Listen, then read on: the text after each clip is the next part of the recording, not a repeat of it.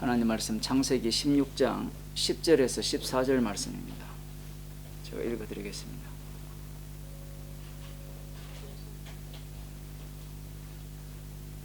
여호와의 사자가 또 그에게 이르되 내가 네 자손으로 크게 번성하여 그 수가 많아 셀 수 없게 하리라.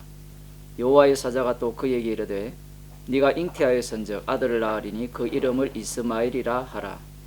이는 여호와께서 내 고통을 들으셨음이니라. 그가 사람 중에 들나귀같이 되리니 그 손이 모든 사람을 치겠고 모든 사람의 손이 그를 칠지며 그가 모든 형제의 동방에서 살리라 하니라. 하갈이 자기에게 이르신 여호와의 이름을 감찰하시는 하나님이라 하였으니 이는 내가 어떻게 여기서 나를 감찰하시는 하나님을 배웠는고 함이라. 이름으로 그 셈을 브엘라 헤로이라 불렀으며 그것이 가데스와 베렛 사이에 있더라. 아멘. 오늘 본문은 성경을 읽는 사람들이 굉장히 어려워하는 본문입니다. 왜냐하면 하갈과 이스마엘 자체는 약속의 자손이 아니거든요. 저주받은 민족이란 말입니다. 그런데 여호와의 사자가 나타나셔서 친히 네 자손이 이전에 여호와 하나님께서 아브라함에게 그 아브라함의 자손을 하늘의 뭇별처럼 많을 것이라는 그 말씀과 비슷한 말씀을 하시는 거예요. 많은 수의 자손을 주겠다, 크게 번성하게 하겠다라고 약속을 하시는 겁니다. 심지어 더 놀라운 것은 이 하갈이 그 잉태한 그 아들의 이름까지도 지어줍니다. 그 이름을 이스마엘이라고 지어주죠. 그 이스마엘이라는 뜻은 하나님이 들으셨다라는 뜻이에요. 이스마엘, 그 아랍인들의 조상이죠. 흔히 그렇게 이야기를 하거든요. 그 마호메스 이스마엘의 후손이고, 그래서 이스마엘이라고 할 때 우리들은 그 의미가 나쁘지 않느냐라고 하지만 나쁘지 않아요. 하나님께서 들으셨다. 친히 여호와의 사자가 그 이름을 이렇게 지어주는 거죠. 그래서 여호와의 사자가 지어주는 이름이 여호와께서 내 고통을 들으셨음이니라, 이렇게 지금 이름을 지어준 거예요. 그러면 지금 이 하갈이 누구로부터 고통을 당했습니까? 사례로부터 고통을 당했거든요. 사례로부터 핍박을 당했어요. 그 고통 소리를 들어주신 자가 누구냐라고 하면 이스마엘이라는 겁니다. 하나님께서, 여호와 하나님께서 들으셔서 그 고통을 들으셨다라는 것은 거기에 대해서 이 하갈이 이렇게 이야기를 하죠. 여호와께서 나를 감찰하신다. 감찰하신다는 것은 보신다라는 거거든요. 지켜보셨다.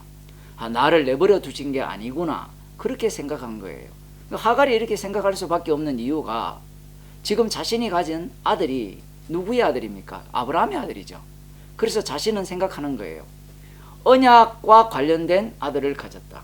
약속과 무관한 아들이 아니다라고 생각하는 거예요. 그건 어디까지나 물론 하갈의 착각이죠.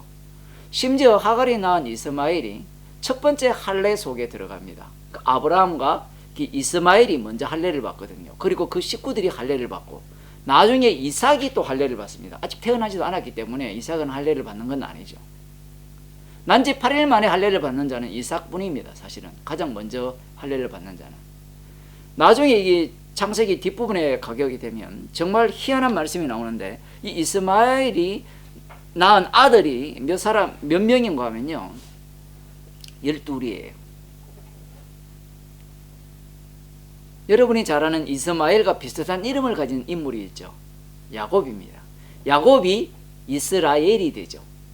그 이스라엘의 아들이 또 12이죠. 성경이 참 재밌습니다. 자, 그래서 어쨌든 지금 이 하갈이 낳은 이 아들 이스마엘, 그 이스마엘이 어떤 성향을 지니냐 할 때는 여기에 다 나와 있죠. 사람들 중에 들나귀 같다. 그럼 들나귀 같다는 의미가 뭐냐? 치고받고 싸운다는 겁니다. 그 어디로 튈지 모르고 늑비공처럼 사람들을 만나면 싸운다는 거예요. 그런 속성을 가진 자가 이스마엘이라는 겁니다. 그런데 여기에서 사람들이라 할 때는 누구나가 다 싸우는 그런 이야기가 아니라 뒤에 보면 그 형제의 동방에서 살리라 이렇게 표현하거든요. 히브리어 성경에 보면 얼굴이거든요. 형제 얼굴 앞에서 산다는 거예요. 겁니다. 실제로 이 결론적으로 보면 신약 성경에서 근거해 보면 형제의 대적자로 산다는 거예요. 표현을 하자면. 그게 이스마엘이 갖고 있는 정체성입니다. 이렇게 보게 되면 하나님의 약속과는 무관하죠.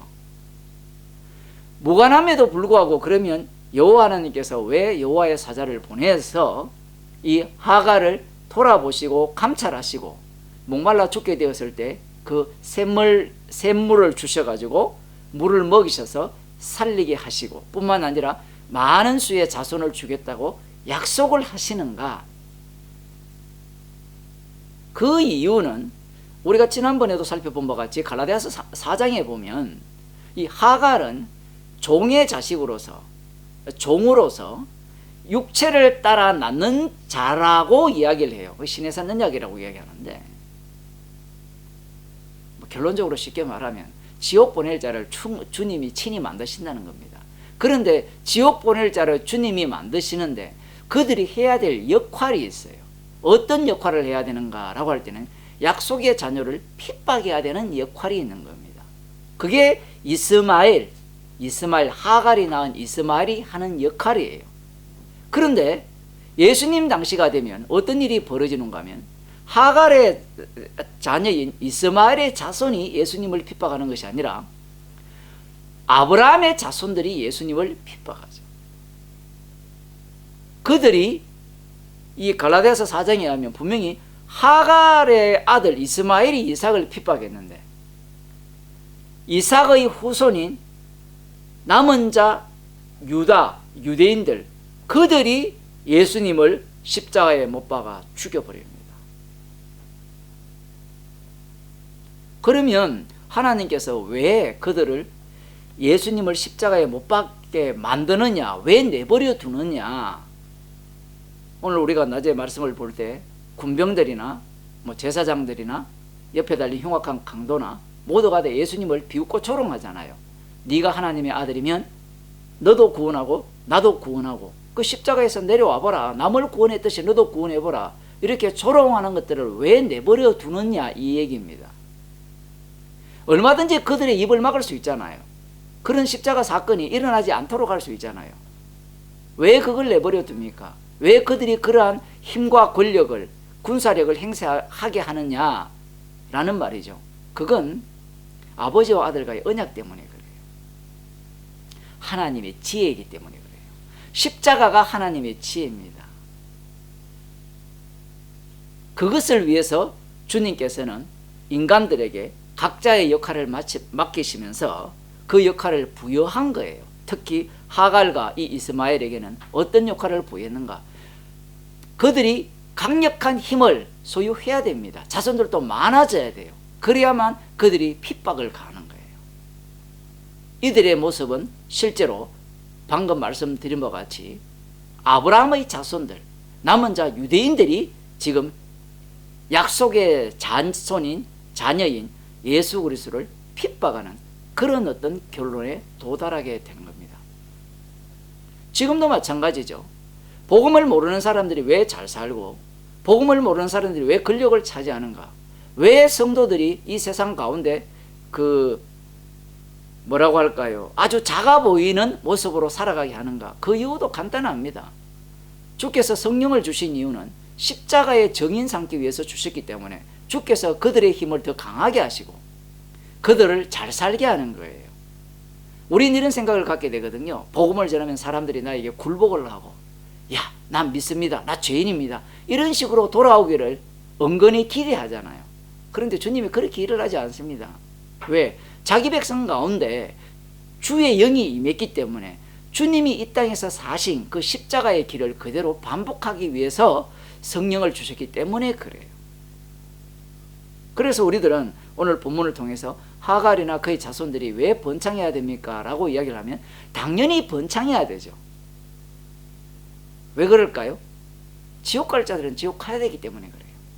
그들이 있어야만 하나님의 지혜가 돋보이게 된다라는 사실입니다. 성도들이 어디에서 빛날까요? 보석처럼 빛날까요?